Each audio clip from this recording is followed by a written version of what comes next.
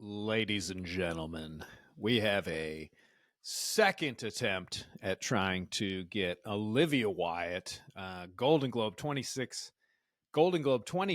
entrant, on board.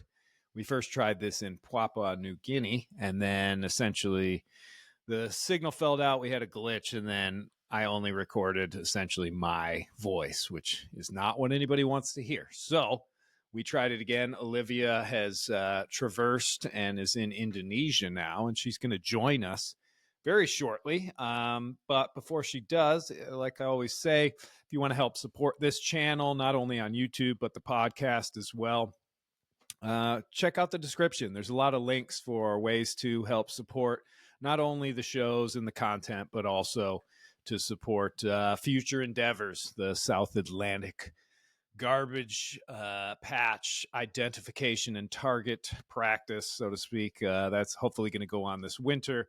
We got a lot of exciting stuff coming up, but you can check those out. Lots of different ways to help fund and get stuff for Sparrow so it's safe, sound, and the trip goes off. And then also, obviously, there's merch and there's books and there's audio books and all that sort of stuff, and that all helps. I like to exchange things for people to support the show and everything, and any way that you can do that definitely helps out a lot. And Olivia is going to need that as well. This campaign to get into the GGR, and this is one of the topics I want to talk about with her tonight.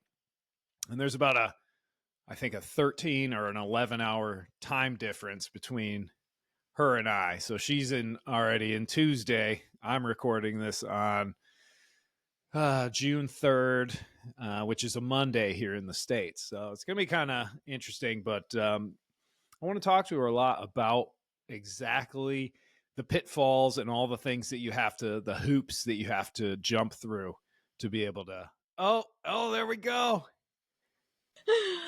Hey, so wait, is it? Oh, I can see you, but I can't hear you just yet, but I will sort that right out. Let's see. You just got to keep talking for me. Okay. La la la la la la. 1, 2, 3, 4, 5, 6. I know it's kind of awkward when you're like, "Hey, can you just keep talking?" It's like, well, what do I say?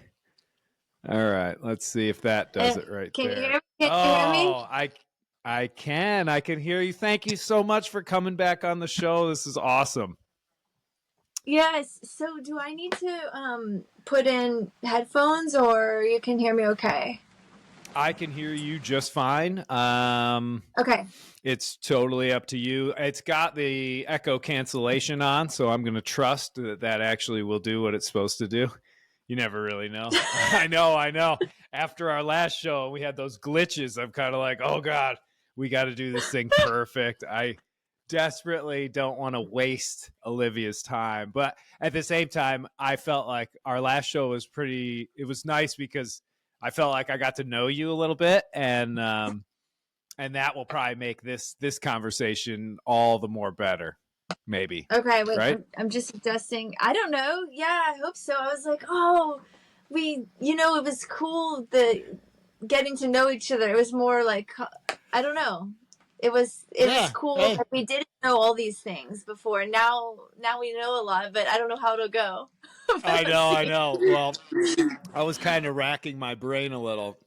Excuse me, trying to figure out like, oh, geez, I don't want to ever try and repeat a show because then it's, you can tell you're kind of trying to fake it, to say the same stuff that we used to on the first show. But, honestly, I think what we ought to do is just dive right in. First and foremost, how was your trip from Papua New Guinea to Indonesia? Like, how'd it go? Wow. Okay, so in Papua New Guinea, I mean, I knew that there was some piracy there, but I didn't know the half of it until I got over there. So basically, tons of squalls. You'll have really light wind, like 5 knots of wind, and then all of a sudden you're getting dumped with 30. I mean, I never had a squall under 30 knots, and I had multiple squalls a day. I had some that were in the 40 knot range. So you're going, it's like just dramatic. You're going from, there's no consistency. Everything's always in flux, right? So Yeah. you're reduced sail for the squalls, but also I found that being reduced in the lighter winds with the swell, it actually, things weren't luffing around as much. Do you know what I mean? Oh, Like the really? sails weren't Yeah. fast. Yeah. So I kind of like that in like lighter winds being reduced or reefed. So there's that. Then there was an illegal tuna fishing boat. There's a lot of, have you heard of, what are they called? Pursaners? Yeah, the ones that The do the tuna big fishing. circle around, and they have like the They have the, secondary boat that, yeah. well, they have the big nets on the back. Basically, they're just dropping massive nets in the water and they're collecting an entire school of tuna at Oh, okay. once. Yeah, yeah. Right. So they come from all over the world, but there were some, I saw a whole lot on the water one day. You could see them at night all lit up, but Yeah. some weren't showing up on AIS. And I was sailing along and one starts coming at me like bow to bow. So I Oh. alter course and then it alters course. It's still coming at my bow. So then I do a 180 and I'm going off its side and then it turns and comes at me beam on and I am freaking out. I mean, I don't know how fast they can go or how big their engines Yeah, are, but yeah. I turn my engine on and I'm going pushing it as hard as I can, trying to get away from this thing. Turns out I'm not the only boat they've done it to, and it might be that I was getting close to the school that they were about to catch. Oh, right, right, right, right. So that was dramatic. And then I was Well, and told I early I on, saw that one. I think I saw a couple clips because you were like, "Oh my god, like this boat and it was coming at me and all that stuff." It was very cool. I think I saw that on Instagram. yeah, yeah. And then the other thing I was told early on is do not let people know that you're a woman alone. Rape is really Oh, big right. in Papua New Yeah. Guinea. So I had to I had to pretend I was married to another sailor, another solo sailor. Like every time we were on shore, he was my husband. And when I was at sea, if there was anybody nearby, I would dress like a man. And Oh, really? yeah, Interesting. yeah. If longboats got near me, I was just full on like hooded, massive jacket, hat, hair tucked, Yeah, and yeah, yeah. Just to be on the safe side, right? yeah, because so last year, I think it was last year, there was a sailboat. It had two guys on it and a woman, and pirates came on board, killed the guys, raped the woman. I don't know what happened to her. Mm, I mean, it's a jeez. thing. So I stayed 40 nautical miles offshore. But even then, I was seeing longboats out there. I don't know how much fuel they're packing, but Yeah. Oh my gosh. They must have a ton. Jerry can. yeah, It's probably filled with jerry cans to get them out that or far. even I always. drums. Oh, like the 55-gallon drums. Yeah, yeah, yeah. Oh, yeah, yeah. Yeah. I always stayed, the only place that I ever thought might have some sort of piracy would be sort of the west coast of Africa around like Liberia and all that sort of stuff. But I was always at least like 300 miles offshore. So I'm pretty sure that's well out of range. That's Nobody's safe. really coming out to get. Yeah, I would think so. But that is it's a very common question that I get when I do speaking engagements, things like that. People are always in the Q&A section. They're like, "What about the pirates? And what about this?" And I've only had a fishing boat come up, but they were actually just trying to sell me some of their fish. But I mean, Oh, you're kind of in the land of piracy. All right, is that well, I like a mean, general big worry? yeah, it was. Well, now I'm fine. Now I'm breathing. Like I finally exhaled when I got to Indonesia. You know, but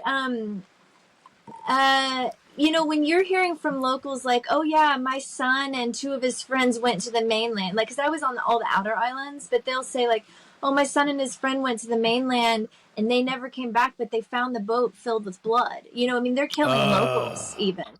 And what they're Wow. doing is sometimes they'll make everybody jump in the water and they just don't care if you get eaten by sharks. I mean, I don't know. It's crazy. It is. Well, and it's, I mean, unfortunately, not a lot's changed in the whole piracy thing. You know, we think about the pirates back in like the 1720s and all that sort of stuff, like the heyday of it, and they were ruthless, terrifying, and they would torture and do all this horrible stuff. Well, it's the same thing. Pirates haven't really changed. It's just their boats have changed quite a bit. So, and you're in it. Yeah. And correct me if I'm wrong, but isn't Malaysia, don't they have a pretty bad pirate problem? Isn't that where you're headed next? Oh, no, I don't know. I've heard it's very safe there. Oh, Yeah, that is okay, where I'm okay. headed next. But I've heard it's great. But you know, I'm lucky because I got robbed, but I got robbed of my solar panel, but I got it back. Yeah, And that was back in, wasn't that in the South in Pacific, or was that? no, that was just recently in Papua New Guinea. A guy came really drunk on coconut wine, was very aggressive, took my solar panel, but that's all he took. You know, I'm really fortunate. I've heard way worse. But I think Malaysia, from what I know, is fine. Should be okay. Okay, well, cool. I just want to make sure you're safe. I mean, it is. It's like a worry amongst people. And it's only because I've never sailed in those waters before, so there's that unknown aspect. So I'm like, oh, you better watch out. But okay, well, that's good. Where in Malaysia are you going to head? Because that's where you're going to start doing the refit for the GGR. Right. So I'm going to Langkawi, and it's supposed to be, they call it the Hotel California, because everyone's, you can check out anytime you like, but you can never leave. So, yeah. Oh, that'll be fun. And is it going to be, are you hauling the boat out of the water? Are you going to be in a marina? What's sort of the setup? Yeah, so I'll do some stuff. I'll do as much as I can in the water, but then I'll have to haul out as well. The biggest thing I need to do is look at the deck to hull joint. I'm leaking pretty bad, and I already removed the teak decks, and I think that's the only other place it could be coming from. I talked to Bob Perry, and he suggested that's where I go. He's the one who he trained. Well, he didn't design it. His apprentice designed it. Oh, okay. Copy that. Yeah. Gotcha. What? How does the? Because on a west sail, there's like some bulwarks. There's that little rail, and then the deck and the hull sort of overlap, and then it's sandwiched with a cap rail. Is it the same setup on yours? Yes. Yeah. So I have to remove the cap rail. Yeah. And I can see it. Like if I get under stuff, I can see where water is coming in certain places. Like I know where it's leaking in certain places, but I just don't know. I'd like to look at it all. You know, I want to take the entire rail off. And I need to rewire the boat, just stuff like that. Yeah, but that's big. I mean, a full rewiring, doing the cap rail, just pulling the cap rail. Is it a teak one? Yeah. Yeah. Oh my gosh, it's a nightmare. I was looking at that same thing for my trip, and I ended up actually, I guess, getting lucky because I was able to add 2 layers of 4200 as caulking on both sides on the underside of the cap rail without removing it, and the leaks pretty much stopped. I still had to battle them, you know. I mean, you're always going to battle some leaks when your boat is of a certain age, but yeah, if it's really bad, is it really bad on your boat? Yeah. Sorry, what did you say? Are the leaks really bad? I mean, is it a bunch of water coming in? Yeah, it's pretty bad. Because I have the balsa. I have deck prisms. Do you have deck prisms on your boat? No, huh? They're great. I love them because they make rainbows. I know, they're pretty. but they're not very practical, and so the balsa core is rotten in a lot of places because of the deck prisms. I mean, I'm having to rebed those every 6 months or a year. And that's gnarly. But yeah, I had an electrical fire. I had so much water leaking, and there was an electrical fire. That's why I took off the teak deck. Oh, okay. Was there just a ton of holes underneath that teak deck and lots of areas where there was water intrusion? Because I had the exact same Yeah, thing on mine. yeah, but before I left for Hawaii, I took all the screws out. I mean, I redid the decks. Like I took all the bungs, all the screws. I filled all the holes and reset all the And screws then and reset it. well, Wow. yeah, and recaulked it. Like it took me 3 months working with two friends, just in all of our spare time. But It's I still had the I fire. hats off to you for that. I mean, I could not wait to rip all the old teak decking off of Sparrow and just paint with non-skid.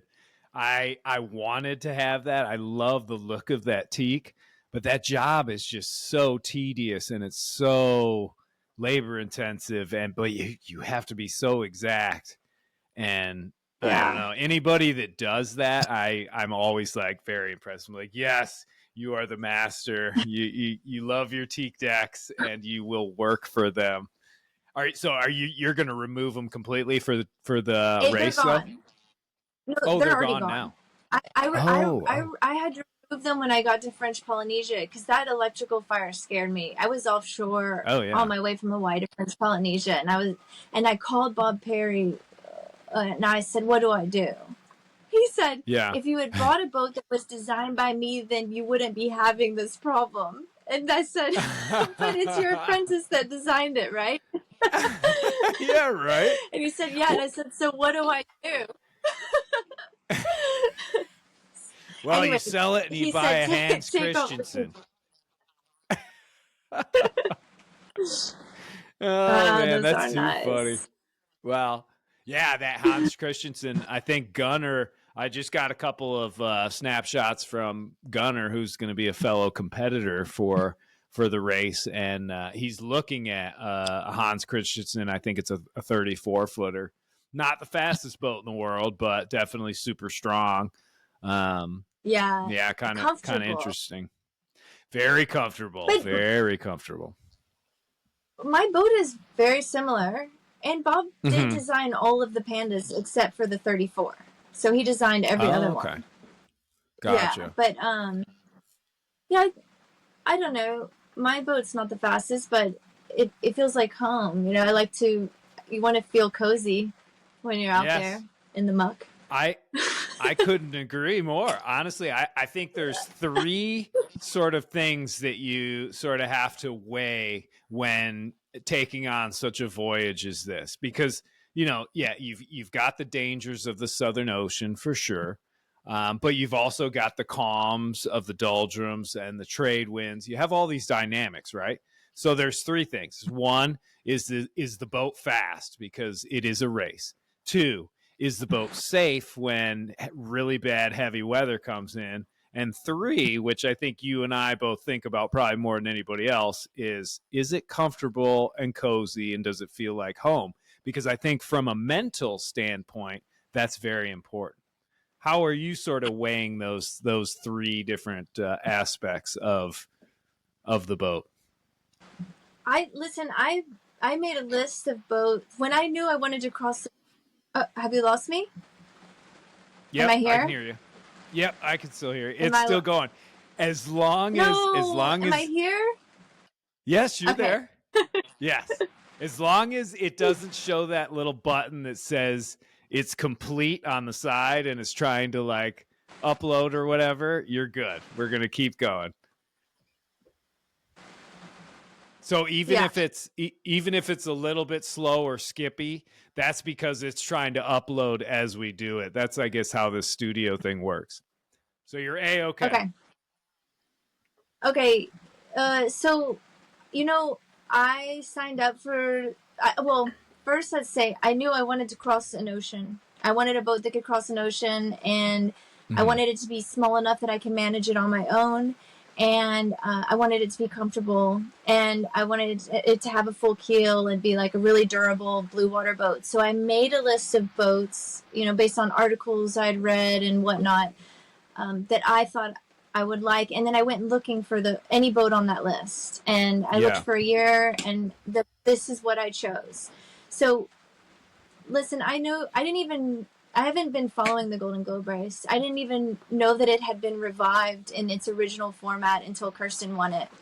And I was in Vanuatu at the time, and I was just at a place in my life where I wanted I wanted a new challenge. I wanted to learn new things. I needed something more than cruising.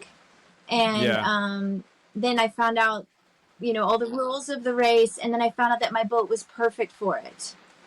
And so that's why I signed up, because I was already sailing on this boat. And plus, I mean, to me, it's so romantic, the idea of rounding all the capes. I mean, that's been my dream for forever, but, so yeah, here I go. But I didn't think, I already was on the boat that I love, and I was already on a boat that I'm comfortable with. And I don't really think about speed that much. I just sail, I just keep the boat in motion and make sure that I'm comfortable and she's safe. Right? That we are both safe.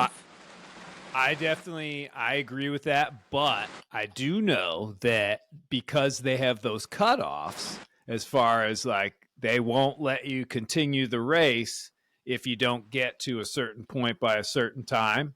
There is sort of that aspect of like, I do have to kind of put the metal down. I know with a West Sail, I would have to push the boat a little bit to make sure I made all those gate deadlines and all that sort of stuff. So there has to be a little bit of thought into that. Yeah, you can't, if you arrive, what is it? You can't, if you arrive December something to Hobart, you can't continue on until the next year.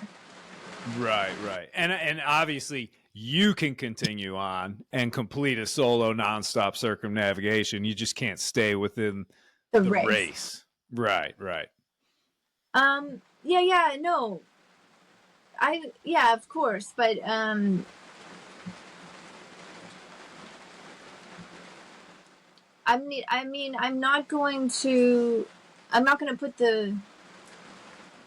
not going to push the boat so hard that it jeopardizes like the integrity of the boat, though. Yeah.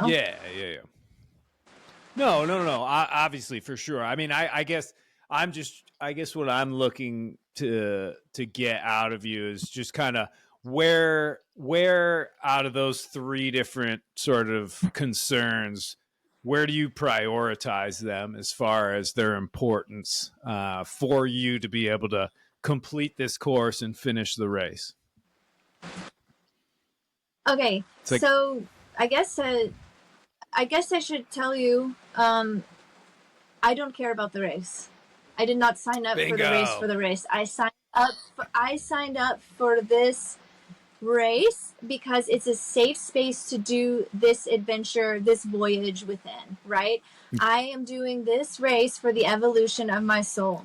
I am approaching it like a vision quest. I am not like, I gotta win this thing. And I told number one. I'm gonna be number one.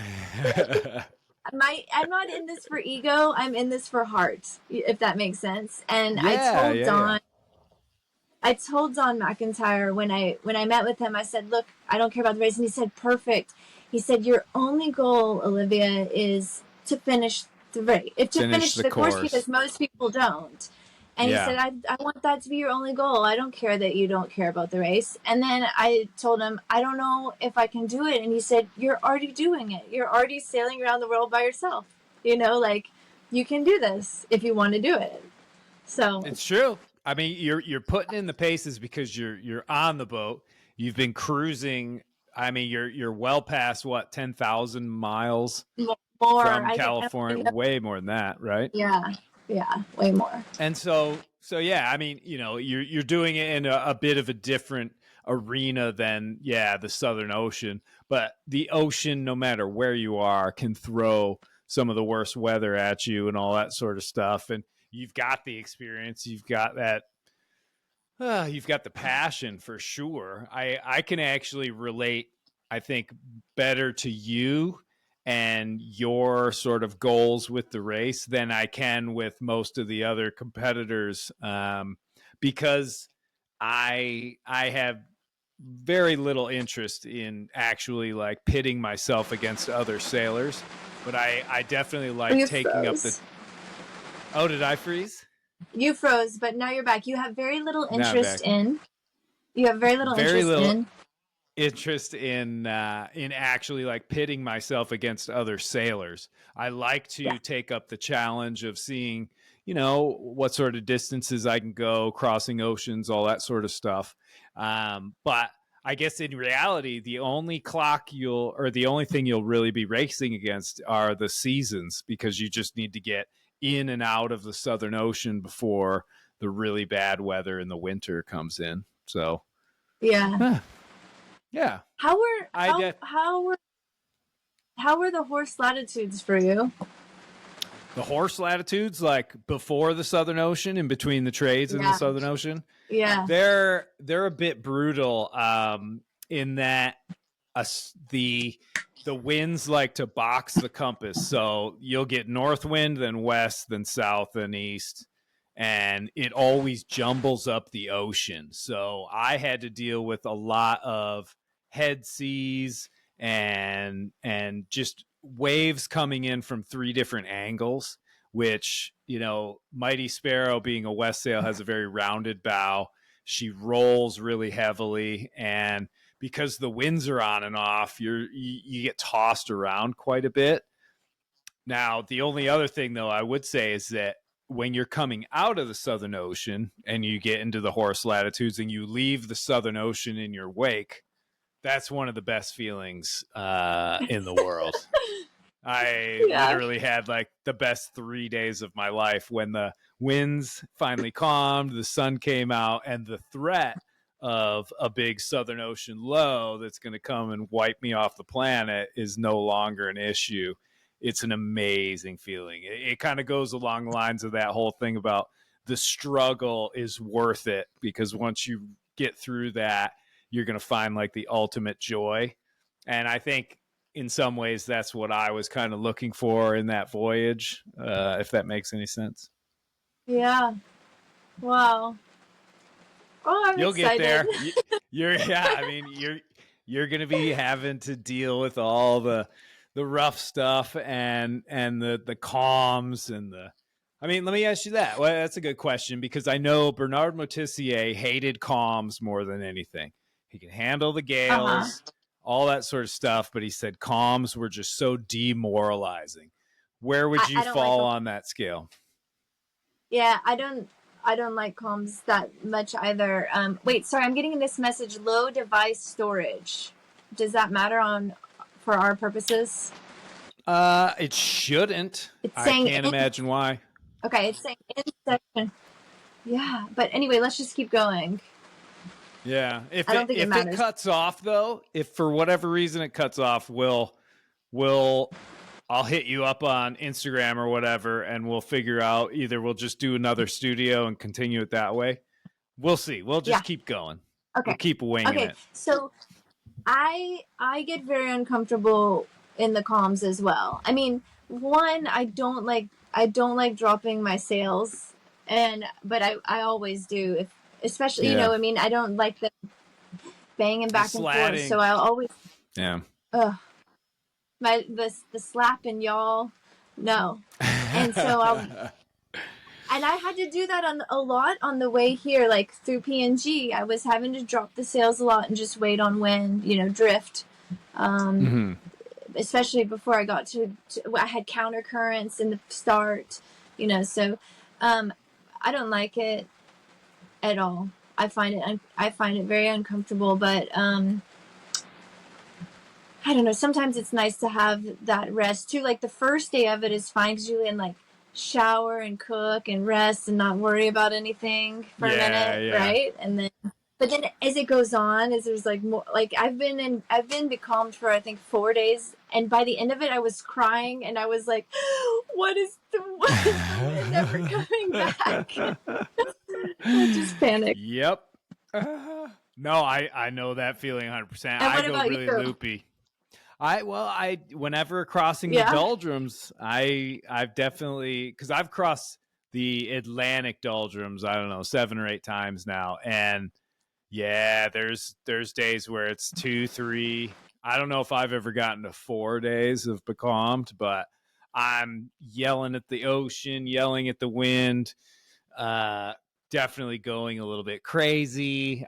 There's some video clips of me out there like singing songs, trying to conjure up any sort of breeze and everything. And I think for me, a big part of it was always sort of knowing that there was an edge to that calm, and eventually the winds were gonna fill back in. I would finally reach them, and everything would change.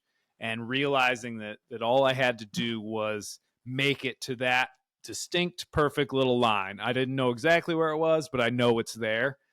And that would help me kind of keep my brain a little bit in check, because you can see, I mean, having gone through that, you can see how people can actually lose it out there, right?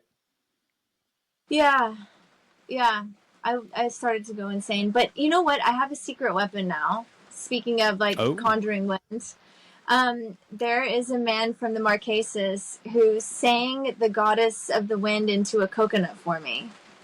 And and he said, just anytime you're becalmed, you hang it on the end of your broom and she will bring the wind. And I promise you it works. Really? All right. Yeah. Well, you want to see it? I do. Let's see it. Okay. For sure. Hold on. Now, I'm not going to lie. I'm not going to put much faith in the actual ability of that. Although I will say, many times I've been up on deck and I will whistle for the wind. I'll literally, oh, look at that. Oh, so, wow. That's cool. She's in here and I just opened this and she brings the wind. Don't be jealous. I'm not. I'm a little jealous. Nope. We've had technical difficulties. It's real time. Indonesia, Michigan, crazy places. What was your question? Storms. You were just about to ask. I was curious. So what's your favorite? Because you were talking about heaving too, and I find it actually a bit uncomfortable when I heave too. It is. It can be. Yeah. Well, it all depends on the situation. So I've always been very careful about, let me make sure my mic isn't too super loud. Okay. I've always been really careful about trying not to say this is the best thing to do, because every situation is so unique. Sometimes the waves are breaking really dangerously. Sometimes it's just really big swell and the winds are howling. Sometimes there's head seas, sometimes there's cross seas, all that sort of stuff. If I can, and I have the sea room, I like to run before the gale. I like to be pushed by everything, go with the flow. I know you're usually in that for a lot longer, but for Sparrow and myself, that's what I like to do. I'll hove to if I know it's going to push me in the complete wrong direction that I want to go. But if I have to like be patient and just wait, I'll just hove to for a little bit. Fore reaching, I've only done a couple of times. That's John Kretschmer's big thing. And he is. Wait, what is that? It's basically like things get so hairy that you're surfing these waves that it's out of control. And you're just like, oh my gosh, like we're going to pitch pole or we're going to broach. So what you do is with like the tiniest storm sails you have, little storm jib, triple reefed mainsail, whatever, you head back, not totally into the wind like you're close hauled, but you're kind of like close reaching. So you're a little off the wind, but you're just trying to make like 2 knots of boat speed and you're going into it. So every time these big breaking waves hit, they're hitting the bow of the boat, the strongest part of the boat. You're going to get some knockdowns and all that sort of stuff, but it's a lot more controlled motion than if you're running before the gale. And basically Kretschmer says that if it gets too scary going downwind, then that's when you fore reach. And that it just, for him, the difference between that and hove to is that fore reaching, you're actually moving the boat. So he feels like it's just better and he feels more productive. Yeah, exactly. And I mean, if you've read any of his books, especially Sailing a Serious Ocean, I need to read that. I think hands down, he is the greatest American skipper that's out there right now, because he takes other people. You know, we're solo sailors, so it's just us. He takes other people out into horrific storms, cross the Atlantic in the wintertime, and people actually pay him to do it. So that's how good he is. So, okay, I need to read that book, because I have the Parties book, and then I have Heavy Weather Sailing. You know, I have a couple of books. Cool. Yeah. But Sailing a Serious Ocean, John Kretschmer, for sure. I wrote it down for sure. Yeah. Like this, it was a couple of days ago. I hove to, just because I was in an area where there's this river that shoots entire trees into the ocean, and I know like one boat hit a tree dead on, and the root system was taller than the mast, and they were stuck on it. Anyway, I was in it. It was like a no moon night, pitch black. I mean, I couldn't see a lick, and the boat was going 8 and 9 knots. I couldn't slow it down, and so I was like, the only thing, and that's bare pulled. I'm doing that. So I was like, okay, so that's all the current. Just wow. It's current and 30 and 40 knots behind me. Yeah. Wow. So I was like, okay. I was like, I have got to stop this boat, because I don't want to be in that zone with the trees going this fast. Yeah. So I hoisted everything again and hove to, but it was gnarly sounding to me. I don't know, like there was so much banging and slapping, and the boat felt like it was just gonna tip right over. And I haven't done it much, but I didn't like it. Yeah, that honestly, that kind of sounds. It sounds like you didn't have it 100% dialed in. I wasn't moving. I was not moving. I didn't move in 4 hours. I moved half a knot in 4 hours. I had it dialed, or I would have been moving. Well, but I mean, as far as the noise and stuff, because the only thing you should be hearing is the wind through the rigging.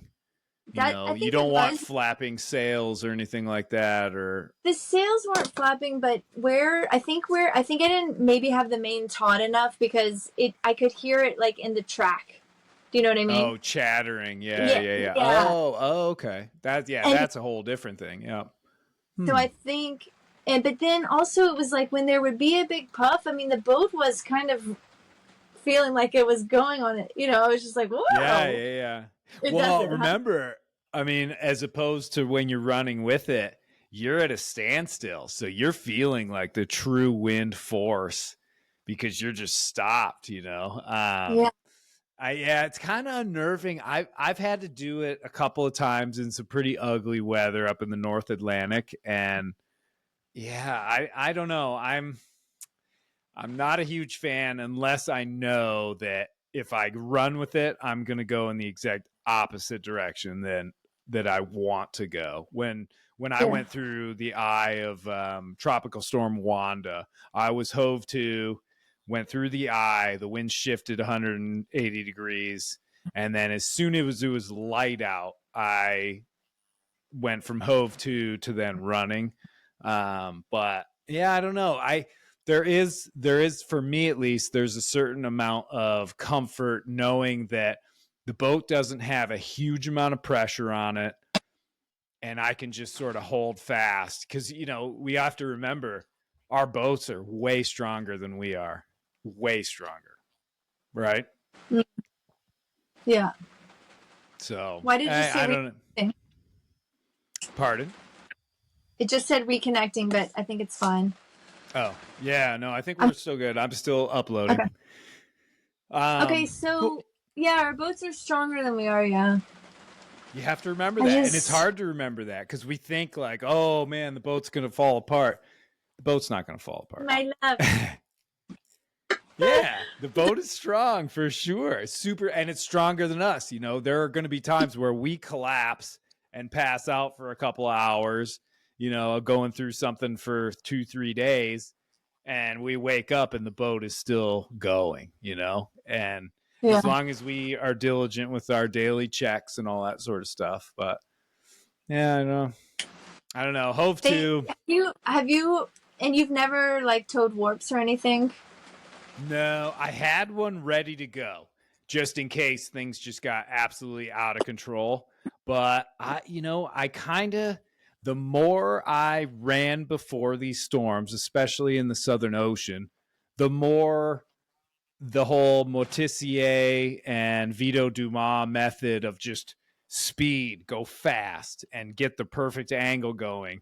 It just seemed to make so much sense. And because down there it's westerlies, you're going in the direction you want to go. You're sort of just like, well, let's go faster, faster. Get me to Cape Horn so I can turn north. And it seemed to work. And but there was always like a little sidebar of like Robin Knox Johnson, like, okay, get ready to tow all these warps and slow down and just hold fast when things get really out of hand. And maybe things just didn't, maybe I never got to see how bad the Southern Ocean really can get. No, actually, I can guarantee I never saw how bad it can get because I'm still here. But I saw it when it got pretty ugly, and Sparrow was kind of up to the task of just surfing and going and getting comfortable in that rhythm of riding those waves and riding that wind. Much like Now, I'm sure yours is. but you, I think I know this from last time. You never had to hand steer, right? Your wind vane is steering for you the whole time. Yeah, I mean, when the winds got up into steady 50 knots and above, there were a lot of times where I had to go up there and like actually hold on to the tiller and help it because it would just like I'd see the wind blade, it'd go over, then it'd start like bending because of the wind. And I was like, oh, geez. So I'd have to go up there. But no, I mean, that was only when the gusts and right at the center of these low pressure systems, it starts to get really the up and down of everything. But the vast majority of the time, no. I mean, in a force 8 or a force 9 gale, typically the wind vane would just sail us all the way through, no problem. What in how is the wind vane steer? Is the wind vane choosing to steer down like the steeper swell? Like, is it going at an angle, or do you remember, or were you going like straight down?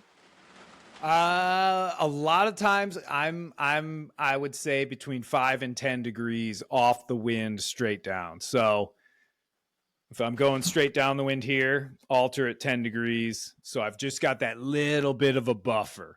I could show you a couple clips of where I almost do like a full on crash jibe because a wave pushes the stern over. And I'm literally up there at the mast in one of them. And I'm kind of like, oh shit. And I like drop down and then I scurry back to the cockpit. And I'm just like, wow, you were Yeah, so close to losing it. yeah. Send me that because I was talking to another friend and they were saying like they kind of would they hand steered the whole thing. I Mm-hmm. can't remember how, but Oh, they were gosh. they were kind of doing it like you're skiing, like they were going, like Yeah, yeah, yeah. Well, staying at that angle kind of helps, especially if you are utilizing your staysail or your jib sail instead of your main. Now, Mighty mm, Sparrow, because a West Sail has that gigantic bowsprit and the mast is pretty far forward, I was able to find that with a tiny little triple reef mainsail, I wasn't the tendency wasn't for the boat to round up or broach or anything like that. It would just ride it. And so I I didn't need to have like a staysail pulled out or keep it full by keeping an angle of like 30 degrees off of dead downwind. I could head pretty much straight downwind if I wanted to because I've got my preventer on the boom and everything is basically sheeted out all the way. So it's basically touching all the shrouds. I yeah. think, though, that's very unique to the West Sail 32 that you can do that. And and wait, and sorry, from last time we spoke, you mentioned something. How high can you sail? How close to the wind can you sail on the West Sail? It depends. I mean, if there's a lot of sea chop and stuff like that, like small steep waves, I don't like to go anywhere past like 60 degrees, to be honest, just because you lose all your boat speed, and a West sail likes to hobby horse. It'll just be like bonk, bonk, bonk, and then you're doing 2 knots into this ugly stuff. And if you crack off just a little bit more, then all of a sudden you're at 4.5 knots, and the rhythm is better and the comfort level is better. And that's, for me, that's valuable, because that's one of the big things people forget about with this race, because it's so long. A huge part of it is that you're able to keep your mental abilities going. You psychologically, you have to have some happiness and some comfort, or else eventually the ocean will beat you down to a point where you're like, that's it, I'm going to Tahiti, go north, and we don't want that. We got to head for Cape Horn, not Tahiti. Tahiti is so nice, though. One day I'm going to go there. I can't wait. And, okay, yeah. Well, can I ask you a question now? Yeah. I mean, I guess this is my show still. You've taken it over, but that's totally fine. What is it, if you had to pick one thing about the GGR, or not so much the GGR, because we realize it's more about the route. If you had to pick one thing about the route, what is it that is drawing you to do around the world sailing? What is there, one aspect, one area, or something about that loop around the planet? What would it be, you think, that's really pulling you towards that? I mean, well, we can say it's about the race too, because it's not just the route, it's doing the route without the use of modern technology that really excited me. I mean, I got jazzed on that. Like, because I know when I've lost the use of my instruments at sea, my connection to nature is that much stronger, right? Like, yeah, everything is in alignment. Like, I'm just so in tune with everything, and there's a knowing and a trusting that maybe I don't have when the devices are around, right? So I liked that part. I liked the GGR for that, because I'll never do that unless I'm forced to, right? Or unless something goes haywire and I can't use my instruments. So the GGR is not allowing me to use them, and I loved that. And then, I don't know, I guess like I said, it's romantic. This idea is romantic to me, to round the Capes, and I've read so many books about people who have done it, and I don't know, I want to know it for myself. I want to experience it for myself, and it's something that few people do or get to do, and I have the time and energy right now, and it's what I want to do. I don't know. Is that good enough? Of course, for sure. I mean, it's one of those questions where I've been asked that quite a bit over the years, and I don't think I've ever come up with a really good answer for it. So I always put everybody else that wants to do it on the spot and see what they come up with. I don't know. All I can say is, like, the idea is romantic. Like, I didn't know what it would be like to cross an ocean, but it was just, I had romanticized it. Like, what is that like? And I had to do it to know it. I can sit around and think about it forever, but it's like, just go and do it, and then you'll see. And yeah, it's a risk that I'm taking. Definitely a risk. But I'd rather do that. I'd rather take that risk than just sit around and wonder, Absolutely. Well, can I ask you, so with the idea of crossing an ocean being, in your head, a very romantic idea, and I get that 100%, because I can't think of anything more in that realm of setting sail over an empty horizon, finding the islands on the other side of it, all that stuff. How did the reality of crossing the Pacific match up with the idea that you had in your head? Oh my gosh. I mean, I have goosebumps right now. It was so much more. I mean, what I walked away from that journey with, it was, I never knew, I don't know. It was so much more. I think I think I knew because I had been offshore on other boats with other people, right? But I didn't know, I guess it was, I didn't know myself as well. I learned so much more and connected so much more with myself. And like I said, with the natural world, like, I don't know. I can't even summarize it for you. That's all right. You don't have to. You've done. It was everything. It was everything. It's why I want to. It's why, like, now, I want to be at sea for longer. I love being. I mean, that I've only been at sea for the most I've been at sea consecutively is 23 and a half days. You're gonna up that game. Yeah. Yeah. But before that, I had only been at sea alone for 6 hours. So Right. Yeah, I'm just jumping into the fire, but I know that I love what happens, like on a spiritual level when I'm out there alone. Yeah. And I think doing that for such a long time, I mean, almost a year, it's really exciting for me. Awesome. Oh man. Well, I'll tell you what, because we're way past our time. I'm hoping to be able to edit a lot of this together. Yeah. I know we got the technical stuff, but Olivia, to go maybe ahead. You can combine some of the previous one too. Who knows? I think I'm gonna try and work it. I'm gonna send it to my buddy Jason, who has a podcast, Building Value with Jason Nellis. He's the one who's helped me with all of this virtual studio stuff and everything, and he is really good at it. But yeah, I'll try and work everything together and hopefully send this out. But I'm gonna put together a little intro and really try and focus on the fact that you still are going to be looking for fundraising, all that sort of stuff, and I'll try and funnel people to your socials. And then do you have a website as well, correct? Yes, everything is Wilderness of Waves. So my Instagram, my YouTube, my website's all Wilderness of Waves. Awesome. And yeah, I need to raise quite a bit of money to get to the start line for the race. And also, if anybody wants to help, I'll be in Malaysia doing a refit for a year. If anybody's bored.